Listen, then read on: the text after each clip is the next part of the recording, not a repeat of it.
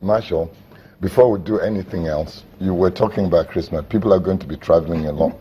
There's going to be a lot of blockages on the road, whether you like it or not. Two issues. Yeah. One, sometimes when those terrible gridlocks happen, we don't see your guys. They're there. Sometimes. Because I travel quite a few times. No, Patrick, just pause. When a gridlock occurs, for example now, if you are coming from Lagos and there's a problem at Kara, the cattle market here, you don't expect to see them at Ojota there. You must trace the source. If you want to solve gridlock problem, it's from the source. Like Patrick said the other time, the road was under construction. So if you're about 10 kilometers or 5 kilometers to the place, you would think there's nobody there. But by the time you get to the rail bottleneck, they are there. And that is the responsibility for you to ensure how the traffic can be moving. Okay, second point. If we notice a gridlock somewhere, how do we reach your men to quickly come and take care of business? The toll-free number, 122. You call the 122, they will respond. 122. 122 is a toll-free number on all networks. Second point, Marshall. Okay.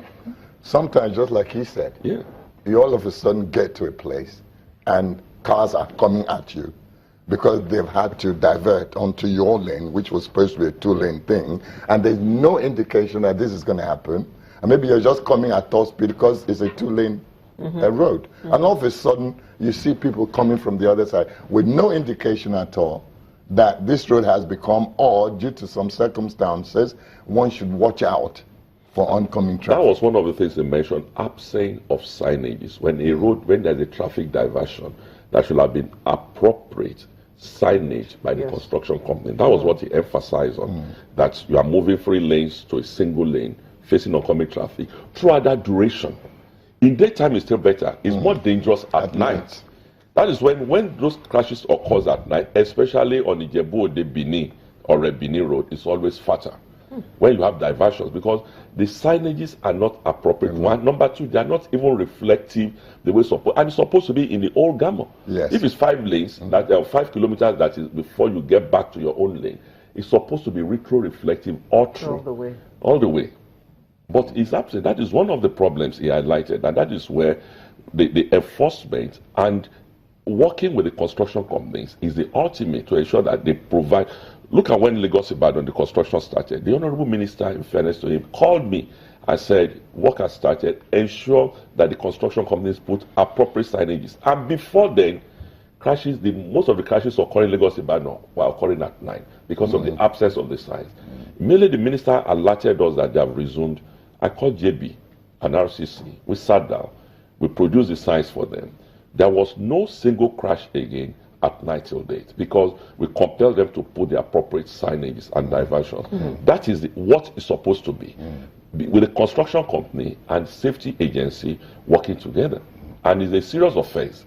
So I agree with you. The most important thing is that Nigerians too needs to give a helping hand. And they do, because sometimes they decide when to change lanes. The other part you did not mention. You and Patrick, the two parties have spoken about ideal situation. The other problem is what you raise. When there's a gridlock, suddenly, because of the lawlessness of other road users, they just...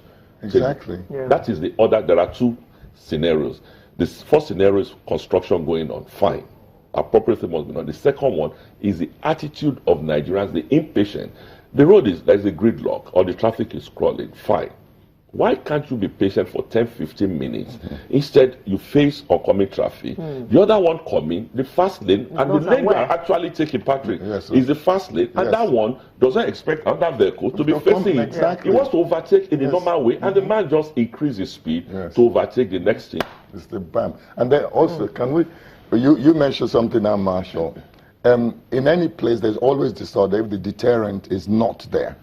Now, what is the deterrent for people who perhaps on the highway just decide to create a lane for themselves?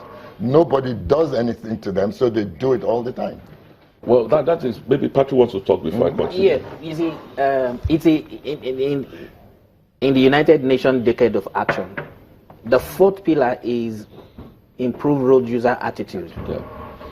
And the ministries of information, transport, FRSC, police and all the state agencies have not fared well in that area at all. Let me give you a practical example in Lagos. The Lekki corridor is a 3-lane road, and we converted 3 lanes to 5, 6 lanes respectively. A distance of 1 kilometer is traveled for 2 hours. I live on that corridor. Every day, morning and evening, we have about 100,000 vehicles that are trapped in that traffic congestion. Then we did a very little arithmetic. That between the morning and the evening, if each vehicle spends 6 liters above the fuel they ought to use, that's about 1,000 naira. That's 100 million naira on a daily basis. By Friday, it is 500 million, and at the end of the month, it's 2 billion naira.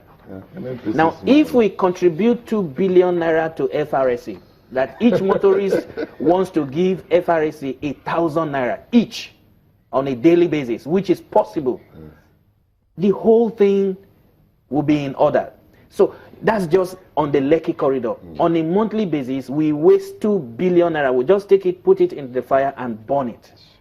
And we are wondering why there is recession. But NNPC is happy because they are using their product. Is it the road user attitude? We don't have too much HSC time. on health matters. When a gridlock like that, Yes. it's a serious health problem. Of course it But is. jokes apart. Yes, definitely. Apart from the economic losses, Yes. the manpower losses, Yes. the health problem is a serious Yes, yes. Some people are not so fit, and you get stuck for 4 hours like Yes, that. It without the triggers fume.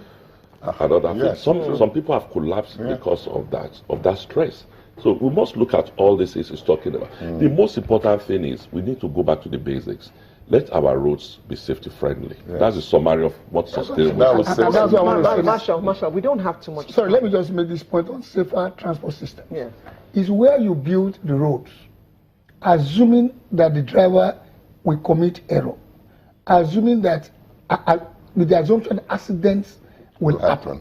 And that is the basis. You see, all this issue of gridlock will go down if roads are constructed to be functional. And that is where you need the road designer, the engineers, the architect, the town planners.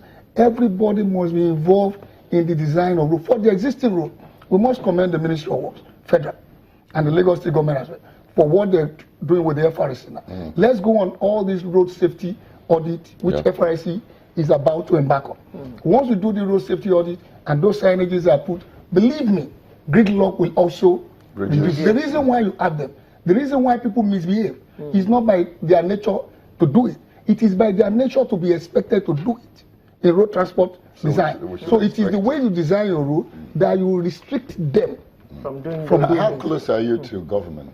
very, very close. But that means you should be inside. That's, But Patrick, I mean, he I'm was with you. commissioner for transportation. He was. I get Transportation. that Yes. before, not be. Okay. I'm very Marshall, let's look at the speed limiters, which you say you want to strictly enforce as from February 1.